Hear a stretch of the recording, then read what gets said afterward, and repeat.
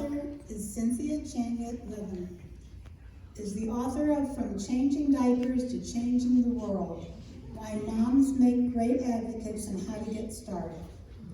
Cynthia is a nonpartisan activist working across a variety of issues. Levin coaches volunteers of all ages to build productive relationships with members of Congress.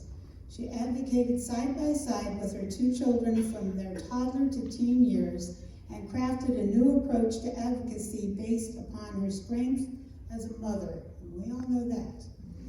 Her published opinion pieces have appeared in the New York Times, the Washington Post, and many other national and regional publications.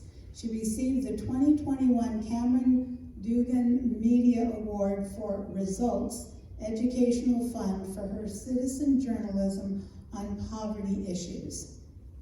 Welcome.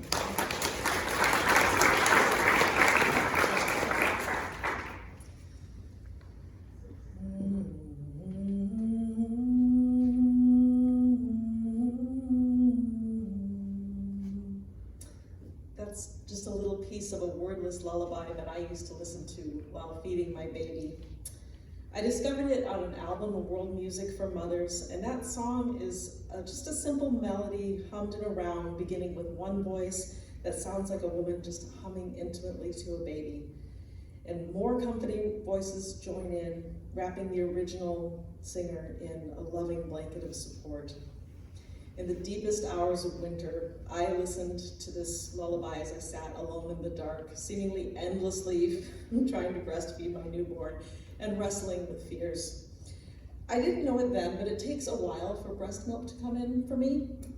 So for the first 4 days of my child's life, she wasn't getting enough nutrients.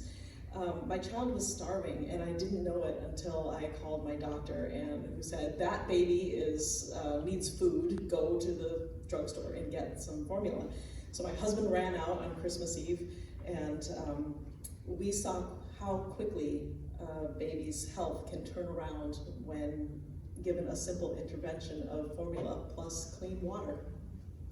So that lullaby comforted me, and it helped me to realize how mothers all over the place have the same worries of providing for their babies, and that we don't have to bear them alone. That beautiful melody made me feel connected with mothers around the world and across time. Listening to it along with songs from all around the globe, it opened my mind to consider families from other countries and cultures. And it occurred to me, while the fears for our kids were universal, the resources that we have to care for them are not. So in these moments when I felt like I might shatter from anxiety, I got my first glimpses of the heartbreak felt by mothers in extreme poverty who don't even have clean water and can't meet the basic needs of their children.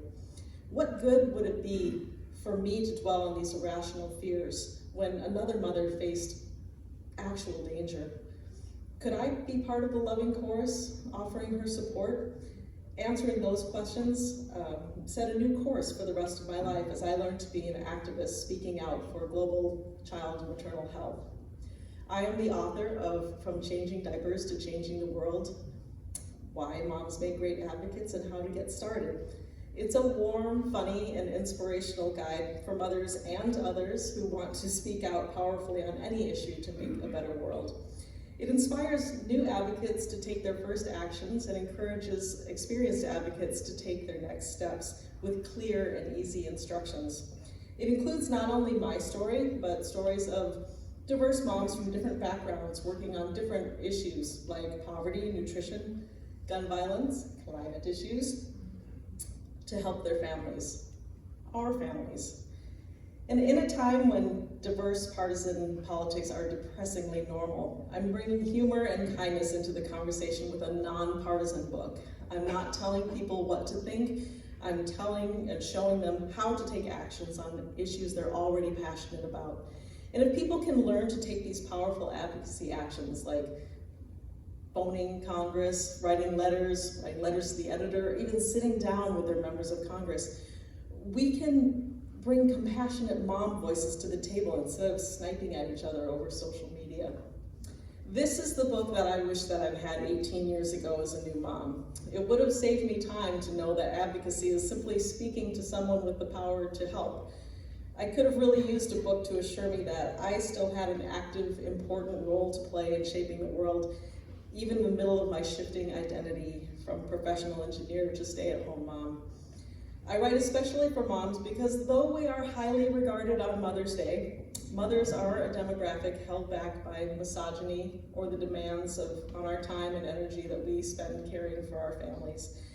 But when we work together, we can be a powerful force, pointing out common sense solutions and voicing the moral argument for humans to be good and decent and kind. So why do moms make great advocates? I have 5 good reasons in the book, but maybe we just have time for 2. First, moms are very good at explaining things. We explain things all day long, especially when we have a toddler who just discovered the word why. But I like to say that if you can explain things to a 2nd grader, you can explain things clear enough for a member of Congress to understand. I appreciate that you let me laugh and clap. And I know that sounds funny, but I don't mean it to be snarky. I just mean that they are human. They sit in briefings all day with a lot of jargon thrown at them, but everyone likes a plain and simple explanation and some good stories to illustrate. Moms do that all the time, and we are master explainers of concepts for the common good, explaining why we should care and what the consequences of our choices will be. But I believe the biggest reason we make great advocates is because we are powerful. I wrote this book because we don't always see it this way. And as mothers, we sometimes find ourselves consumed with crushing empathy when we encounter stories of parents who can't give their kids what they need.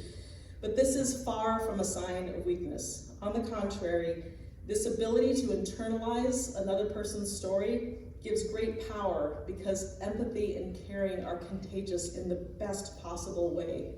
Your vulnerability can be your strength, and the ability to turn emotion into positive, constructive action can be a superpower. As moms, we care, and here's the big secret about advocacy. To be a powerful activist, your main job is to step forward and say, I care, not to engage in clever political banter. The best advocates tell stories and share empathy, and I'm telling you, when it comes to telling stories and caring, nobody does it like a mommy. So I encourage you all, whether you're moms or not, please pick up my book tonight, and together we can be that chorus of supportive voices wrapping around mothers around the globe and in our communities. Thank you.